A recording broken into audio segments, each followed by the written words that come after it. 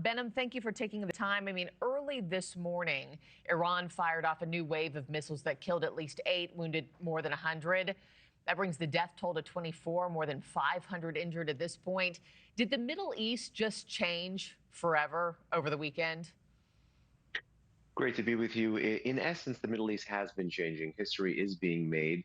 The Islamic Republic is doing things we haven't seen from interstate warfare in the region in quite some time, particularly against Israel. But I have to say, the Islamic Republic is also, in so many ways, signing its death warrant by authorizing and greenlighting these direct ballistic missile attacks on civilian population centers like Haifa and Jerusalem and Ramat Gan and Tel Aviv. Yeah, and Iran now threatening even more severe responses to this conflict than what we've already seen. I mean, you've dedicated your career to studying Iran's arsenal and ballistic missile capabilities. What are they capable of at this point, and what do you think they have up their sleeve? Well, there's no doubt there are massive differences between the type of military and intelligence apparatus that Israel has and the type of military and intelligence apparatus that the Islamic Republic has. But the Islamic Republic is home to the largest ballistic missile arsenal in the Middle East. These are not just weapons that could potentially one day carry a WMD, like a nuclear weapon, for instance, against its adversaries. But this is how they engage in war fighting, and they earn pauses in war fighting. And this is how they try to break the will of their adversaries to continue fighting even when the regime knows it's outgunned.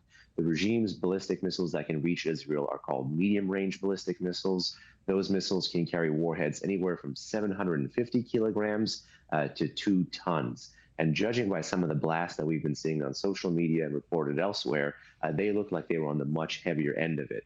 Some of these missiles are much more highly maneuverable and survivable than thought ever before. And the regime has been living in an era where it's actually earned political dividends from firing missiles more often or transferring missiles to proxies more often. Also wanted to take your temperature on a new headline that just dropped this morning that Iran's foreign ministry says their parliament is preparing a bill to leave the nuclear non-proliferation treaty, adding that Tehran remains opposed to developing weapons of mass destruction. What's your read on that move and the significance of it, sir?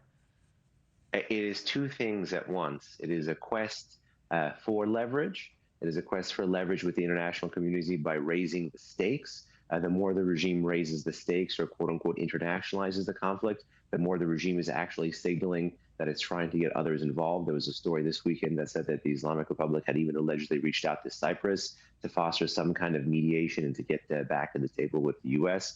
Obviously, the regime has denied that story. But I would say more importantly, it's a sign that the regime was never really serious about being a good member in good standing of the international community, living up to its safeguards obligations. And indeed, by leaving the NPT, the regime is not legally bound not to create a nuclear weapon. So again, this is a regime that has created a nuclear program over 4 decades ago, has really been investing considerable treasure and now even blood to maintain it over multiple decades, and now won't be held up by a piece of paper. It is essentially saying that it is going towards developing a nuclear weapon without trying to pay the cost for that. You know, you bring up negotiations, and we know that this weekend was supposed to be the 6th round of talks of those between the United States and Iran. Let me play some sound for you. President Trump saying this when asked how he's now trying to de-escalate the situation. Well, I hope there's going to be a deal. I think it's time for a deal, and we'll see what happens. But sometimes they have to fight it out, but we're going to see what happens. I think there's a good chance there'll be a deal. Do you agree with the president on that? And in your eyes, what are the chances that we see a deal come to fruition at some point? Well, certainly at this point, the chances of a deal are low. But actually, in the medium term, the Israelis are kind of building leverage for the president to basically go to the Iranians and say, the only thing that stands between you and certain death is me. So you might as well negotiate. You might as well dismantle your nuclear program. You might as well sign up for zero enrichment on your own soil. And the more the Iranians wait, the leverage the president has is to say, well, I don't have to negotiate with you. The Israelis will simply be taking pieces of your program offline.